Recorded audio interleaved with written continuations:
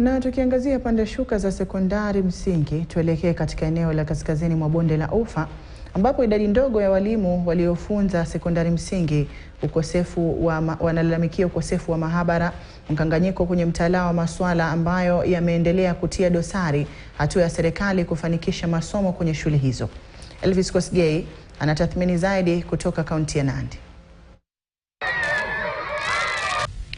Shule ya msingi SK St. Luke's Bidbiriet katika eneo la Chesumei, kaunti ya Nandi. Ukosefu wa vifaa vya matumizi kwenye masomo ya sekondari msingi ni masuala ambayo yameendelea kuutia msumari moto kwenye kidonda cha bahari ya elimu. Wadau katika shule hii wanasema kwamba wazo lenyewe ni bora, ila utekelezaji wake umeonekana kwa kupanda mchongoma ambako kushuka kwake ndiko ngoma. Wanafunzi tuliowapokea ni wengi mno, lakini ukiangalia katika madarasa yetu si makubwa ya kumilika watoto wote jinsi ambavyo mnaona. Nafikiri mmekuwa katika madarasa mmechuonea.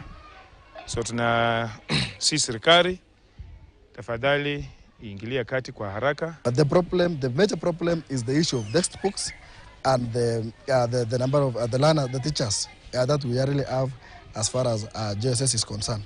So what we really hope is the government to address is the issue of giving us a very good circular on how this CBC program keeps on changing. Science textbooks, theory textbooks, which are supposed to have been used in teaching the learners. So we are actually urging the government to distribute those books in time to allow learners to use them at the right time. Idadi ndogo ya walimu vile vile inaathiri masomo kwa wanafunzi, kwani walimu wawili kwa kila darasa ni mzigo mzito. Set to continue with a certain program, then another circular change their mind, which at the end of the day, this learner will not be set to learn at the moment because he or she is not aware of what changes are coming. We started with 14 learning areas, and those learners are around 10, 11 years and that. So learning 14 subjects in a day is a great challenge. So a motivated teacher means good results. But when a teacher is demotivated, then the results will go down. To do some subjects like integrated science, home science and computer science without the labs. And I'd like to encourage the government to build more classrooms because our school is a school that is blessed with a lot of students. So it's quite difficult to learn. I think it's an unhealthy environment for a learner to use. Haya yanajiri huku baadhi ya walimu wa sekondari msingi wakiandamana mjini Eldoret kuelezea masaibu yao na kuitaka serikali kuwapa ajira ya kudumu. Hakuna laboratory, hakuna libraries, computer iko pale, hakuna computer unafaa kufunza watoto, unawafunza ukiwaambia tu parts of the computer and they don't know. In fact, in rural areas it's even more worse. Hakuna stima.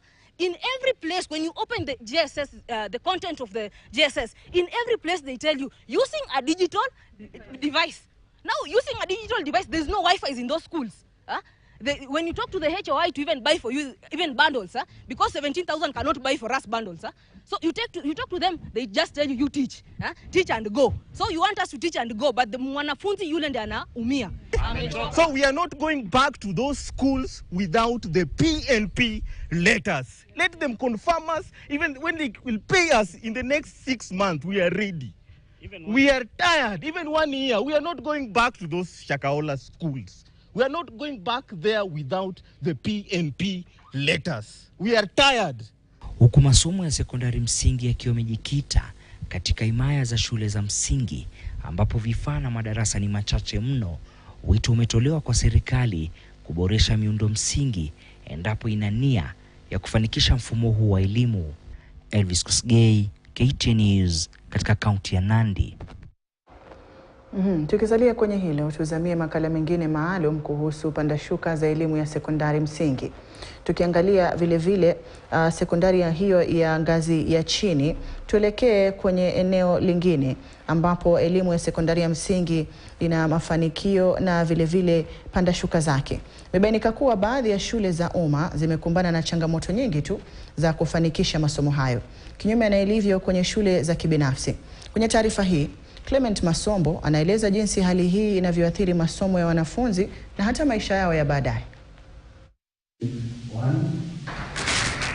Miaka miwili sasa tangu serikali kupitia Wizara ya Elimu ilipozindua rasmi shule za sekondari za ngazi ya chini, yani junior secondary kote nchini. Lengo kuu likiwa kuendeleza mtaala wa umilisi CBC kwenye shule za sekondari. Utekelezaji wa mtaala huo hata hivyo umekumbana na changamoto si haba. Kando na wazazi kulalamika kuhusu gharama ya mtaala huo, kumekuwa pia na changamoto ya uhaba wa walimu pamoja na ukosefu wa vifaa vya kufanikisha masomo hayo. And for sure, I've realized that there is no any meaningful learning that is taking place in JSS. Let us not cheat ourselves. For one, there lacks facilities. There lacks teachers. Teachers are not enough. Those who are there, they are teaching some subjects that they did not train to teach. Na huku shule za umma zikipigana na nyingi ya changamoto hizo, hali katika shule za kibinafsi inaonekana kuwa tofauti. Ziara yetu katika baadhi ya shule za umma kaunti ya Nyeri ilibaini kuwa mambo si mazuri kama ilivyokadiriwa. Katika shule ya Giakanja eneo bunge la Nyeri mjini, ambapo kuna madarasa mawili kwa gredi ya 7 na 8, tulibaini kuwa kuna walimu 3 pekee, hali ambayo walimu wanasema inafanya kuwa vigumu kwao kufikia malengo yao ya kufunza kama inavyostahili. We don't have the laboratory yet. We have some science that we need to some science subject that we need to teach these students, and that has been a great challenge. The laboratory, the equipment, and also the textbooks may not be enough in terms of we need to get some more resources in terms of the textbook, the revision materials. The only challenge is that we do not have facilities for laboratory. So kindly, if it's possible, I would request the government to facilitate in that area so that we run smoothly. Mara si moja, walimu wamelazimika kufunza masomo ambayo hawajahitimu. We are forced to teach some subjects that you are not trained in. The reason being we are not enough. You have not, the government have not given us the teachers from all the areas. And for us, we are trained in 2 subjects, but we are forced to do that because we cannot leave the students without a teacher. The teachers for JSS are not enough, but the regular teachers teaching these other classes are hindering the runners. So kindly, if it's possible, again, we would request the government to give us qualified teachers in that area so that learning continues smoothly. Kinyume na mambo yalivyo kwenye shule za umma, katika shule ya kibinafsi ya Nyeri Good Shepherd, mambo hapa ni tofauti kabisa. Kuanzia kwa madarasa maalum hadi vifaa vya masomo kama vile maabara na walimu wa kutosha wa kufanikisha masomo ya JSS. This being our second year now in junior secondary, we are more than prepared. We have all the facilities that are required. We have textbooks. We have enough personnel. We have 11 teachers as for now handling JSS. And in terms of facilities, we have a complete computer lab that is functional. It was in use. We have a home science room that is functional. It was in use by the grade 7. When talk of, for example, we have something like computers. There are some areas when you are teaching, you are required to download a video for the students. There are no such ICT items. So it becomes a challenge, especially for the public schools. Such resources are not there.